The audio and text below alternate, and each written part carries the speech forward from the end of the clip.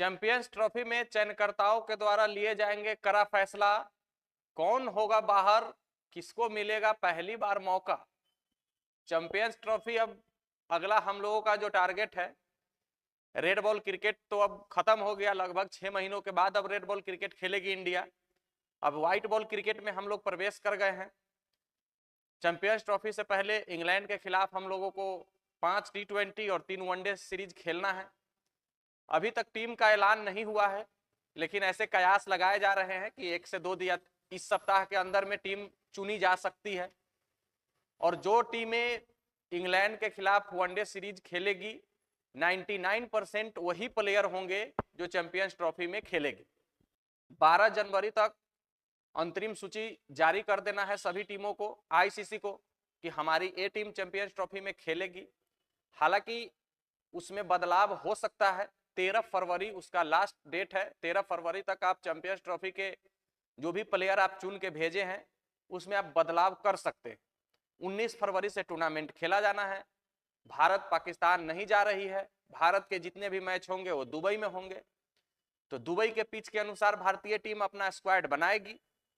कौन कौन से खिलाड़ी को मौका मिल सकता है और कौन कौन से खिलाड़ी को बाहर का रास्ता दिखाया जा सकता है, तो सबसे पहला नाम आता है यशस्वी जायसवाल साहब। यशस्वी जायसवाल टेस्ट क्रिकेट के रेगुलर प्लेयर हो गए हैं, उनका टेस्ट क्रिकेट में होना लाजमी रहता है। T20 में भी वो खेलते हैं, लेकिन युवा प्लेयर वो खुद है, लेकिन उससे भी जो नए प्लेयर हैं उनको रेस्ट दे करके यशस्वी जायसवाल को और दूसरे प्लेयर को खिलाया जाता है। तो T20 और टेस्ट में तो परमानेंट प्लेयर हो गए हैं यशस्वी जायसवाल, लेकिन अभी तक उनको वनडे में मौका नहीं मिला है। वनडे में अभी तक उन्होंने डेब्यू नहीं किया। तो शुभमन गिल और रोहित शर्मा के रहते हुए ओपनर का तो पद खाली अभी तक नहीं है वनडे में, लेकिन बैकअप ओपनर के तौर पर यशस्वी जायसवाल को बहुत हद तक चांस है कि चुना जा सकता है भारतीय स्क्वाड में, क्योंकि रोहित शर्मा का फॉर्म, शुभमन गिल का फॉर्म जरूरी नहीं है कि चले ही। तो हो सकता है यशस्वी जायसवाल आपको चैंपियंस ट्रॉफी में या फिर इंग्लैंड के खिलाफ ओपनिंग करते हुए नजर आने वाले हैं। और जरूरी भी है, यशस्वी जायसवाल जैसे प्लेयर वनडे टीम में बाहर बैठने लायक नहीं है। बहुत अच्छी बल्लेबाजी करते हैं, छोटी सी ही उम्र में बहुत सूझबूझ मैच्योर बल्लेबाजी करते हैं। ऑस्ट्रेलिया के बॉर्डर गवास्कर ट्रॉफी में भी सबसे ज्यादा रन बनाने वाले भारत के तरफ से प्लेयर रहे यशस्वी जायसवाल। तो उनको आप वनडे से या किसी भी टूर्नामेंट से बाहर नहीं रख सकते। उसके बाद जो भारत का सबसे सरदर्द है वो विकेट कीपर का है। केएल राहुल विकेट कीपिंग के तौर पर वनडे में अपना जगह लगभग पुख्ता कर लिया। भले उनका T20 टेस्ट में जगह पुख्ता नहीं है, लेकिन वनडे में उनका जगह पुख्ता हो गया है। जब ऋषभ पंत को एक्सीडेंट हुआ था तब उन्होंने ही कमान संभाली थी इंडिया का, और रेगुलर विकेट कीपिंग और बैटिंग करते थे भारतीय वनडे टीम के लिए।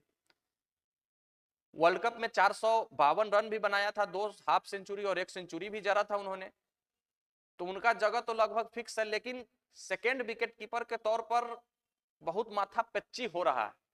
अब ऋषभ पंत चुना जाए कि संजू सैमसन को चुना जाए। ईशान किशन के तरफ तो बीसीसीआई देखना बंद ही कर दी है। ईशान किशन पता नहीं कौन सा गलती कर दिए हैं बीसीसीआई के साथ। साल बदला, दिन बदला, सप्ताह बदला, लेकिन ईशान किशन के प्रति बीसीसीआई का रवैया अभी तक नहीं बदला। तो इस सिचुएशन में ऋषभ पंत दौर में आगे तो हैं, लेकिन संजू सैमसन को भी नहीं झुठलाया जा सकता है, क्योंकि पिछले साल उन्होंने भी 3 शतक जड़े थे व्हाइट बॉल में।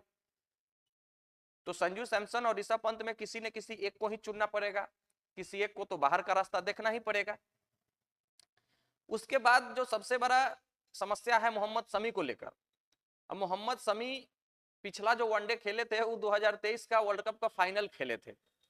उसके बाद से उनके टखने की सर्जरी हुई, चोटिल रहे और बहुत दिनों तक क्रिकेट मैदान से वो दूर रहे।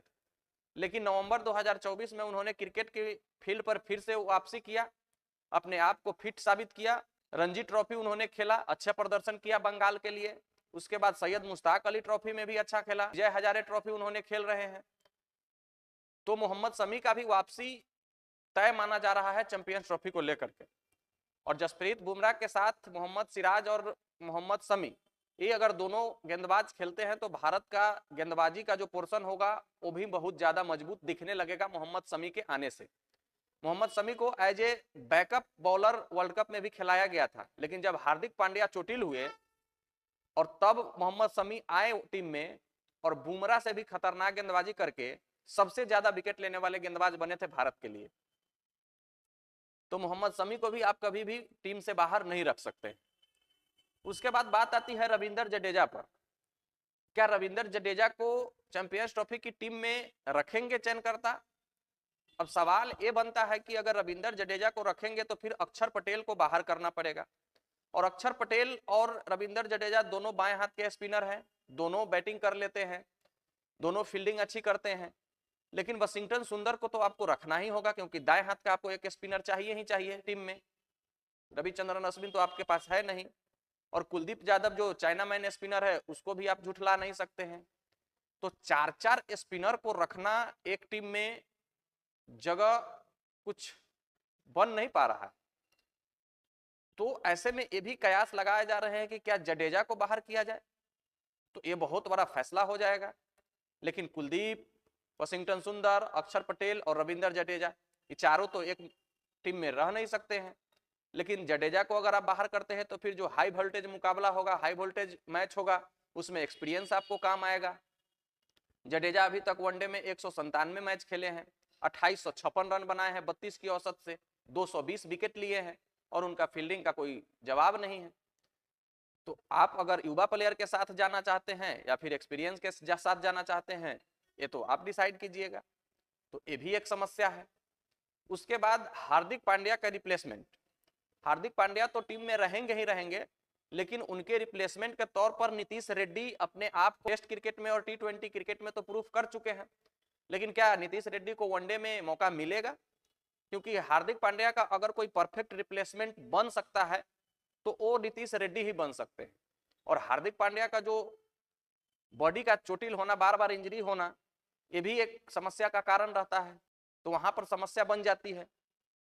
तो वनडे की टीम में नीतीश रेड्डी को भी होना आवश्यक लगता है। तो चयनकर्ताओं को कुछ न कुछ ऐसे फैसले लेने होंगे, और ऐसा फैसला उन्होंने लेना ही है कि बहुत सारे ऐसे प्लेयर होंगे जो डिजर्व भी करते होंगे टीम में होना, तो वो नहीं हो पाएंगे, क्योंकि 15 से 16 प्लेयरों का आपका स्क्वाड होगा, और 8-10 ऐसे प्लेयर हैं जो ऊपर नीचे हो सकते हैं, और कुछ ऐसे प्लेयर हैं जिनका जगह फिक्स ही है, उनको आप झुठला ही नहीं सकते हैं, उनको आप हटा ही नहीं सकते हैं किसी कीमत पर।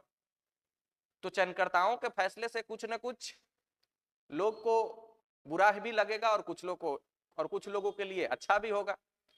अब रोहित शर्मा कप्तान रहेंगे ही रहेंगे, विराट रहेंगे ही रहेंगे, शुभमन गिल रहेंगे ही रहेंगे, जसप्रीत बुमराह खेलेंगे ही खेलेंगे। तो ऐसे ऐसे कुछ प्लेयर हैं जिनका जगह पर कोई सवाल नहीं है। तो भाई जिनके जगह पर सवाल हैं और अभी तक चयनकर्ता इस पर कोई अप टू डेट दे नहीं रहे हैं, लेकिन ऐसे कयास लगाए जा रहे हैं 2 से 4 दिन में चयनकर्ता की मीटिंग होगी और टीम को चुन लिया जाएगा। देखना है क्या हो पाता है, किसको मौका मिलता है, कौन बाहर बैठते हैं। आप लोग कमेंट करके बताइए किसको मौका मिलना चाहिए चैंपियंस ट्रॉफी में, क्योंकि चैंपियंस ट्रॉफी एक मिनी वर्ल्ड कप माना जाता है, और चैंपियंस ट्रॉफी जीतना भारत के लिए भी और कोच गौतम गंभीर के लिए भी बहुत ज्यादा आवश्यक है। देखना है क्या हो पाता है। मिलते हैं फिर नेक्स्ट वीडियो में, जब तक के लिए बेस्ट ऑफ लक, धन्यवाद, जय हिंद।